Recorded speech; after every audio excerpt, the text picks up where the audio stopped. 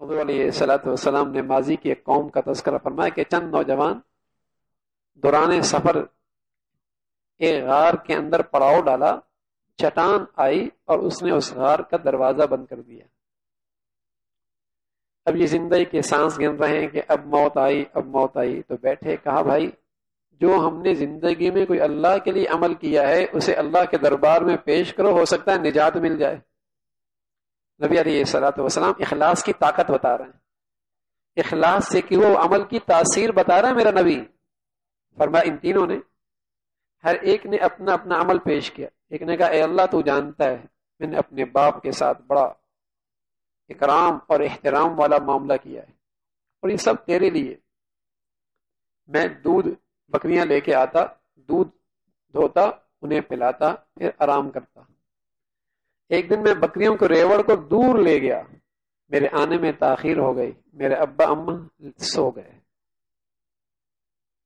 میں نے بکریوں سے دودھ نکالا اور دودھ کو پیالے میں لے کر اماں ابا کے سرانے کھڑا ہو گیا، اٹھاتا نہیں کہ نیند خراب نہ ہو، خود سوتا نہیں کہ اٹھیں تو کہیں بھوکے نہ رہ جائیں، بھوکے نہ ہو۔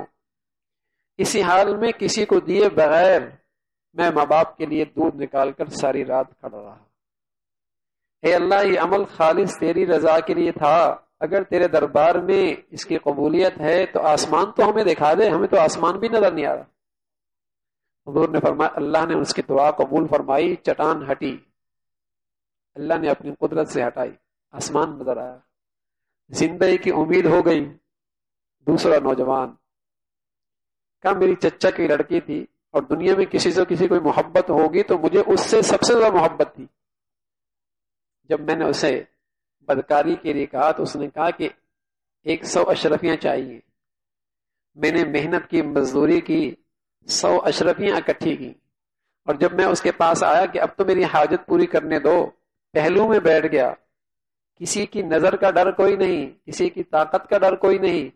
این اس بچی نے کہا اللہ سے ڈر، مہر نہ کھول، اللہ سے ڈر، ایسا نہ کر، اے اللہ تیرا نام تھا، صرف تیرا ڈر تھا، تیرا خوف تھا، میں وہاں سے ہٹا، اس گندگی سے بچا، اے اللہ اس گناہ سے بچنا اگر تیری لیے رضا کا سبب ہے تو اپنی رحمت سے ہمیں نجات کی کوئی شکل نصیب فرما۔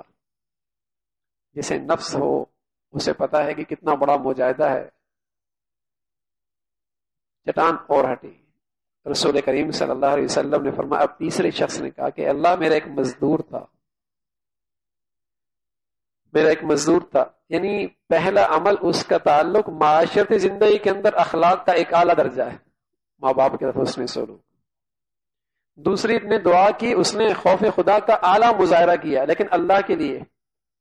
اور تیسرا شخص کا اخلاق معاملات میں تھا، اس نے معاملات میں اخلاق میں دیانت اور امانت کا حق ادا کر دیا کہ اللہ تو جانتا ہے ایک مزدور تھا اور چاول کے 2 چند کلو اس کی مزدوری مقرر تھی، وہ مزدوری لیے بغیر چلا گیا، میں نے اس کی مزدوری سنبھال لی، بڑھاتا چلا گیا، چاول سے چاول پیدا ہوتے چلے گئے، پھر اس سے بہت ساری بیلیں خرید لی، چرواہے خرید لیے، ایک بہت بڑا ریوڑ بن گیا بیلوں کا، ساتھ چرواہے بھی موجود ہو گئے۔ کئی سالوں کے بعد وہ مزدور آیا اور اس نے کہا اللہ کے بندے مجھ پہ ظلم نہ کر، میری مزدوری مجھے واپس کر۔ تو میں نے کہا یہ سارے بیل بھی تیرے، یہ سارے چرواہے بھی تیرے۔ اس نے کہا مذاق نہ کر، مجھے میرا حق چاہیے۔ میں نے کہا مذاق نہیں کر رہا، یہ تیرا یہ حق ہے، اور وہ سب کچھ لے کے چل پڑا۔ اے اللہ اگر یہ عمل خالص تیرے لیے تھا تو اپنی رحمت سے ہمیں نجات دے دے۔ پیارے نبی نے فرمایا چٹان ہٹی اور یوں یہ موت کے منہ سے نکل کر نئی زندگی پانے لگ گئے۔ اخلاص۔ کلو چاول اس کی مزدوری تھی اور آج لاکھوں کا سامان لے کے جا رہا ہے، لیکن امانت اور دیانت، اور وہ بھی اللہ کے لیے، امانت اور دیانت وہ بھی اللہ کے لیے۔ تو پھر دیکھیے نا، موت کے منہ سے زندگی ملی ہے۔ تو سچ کرو میرے عزیزو، اگر ہماری اخلاقی بھری زندگی ہو جائے، اخلاق بھری زندگی ہو جائے اور اس میں خلوص آ جائے تو وہ ہر عمل اللہ کے سامنے پیش کر اپنی حاجتیں پوری کرا سکتے ہیں۔ اس اخلاق میں اور کوئی چیز پیش نظر نہ، ایک اللہ تو راضی ہو جائے، مولا تیرے لیے کر رہا ہوں، پھر ہر مشکل میں اس عمل کو پیش کیجئے، دعائیں قبول ہوں گی۔ دعائیں قبول ہوں.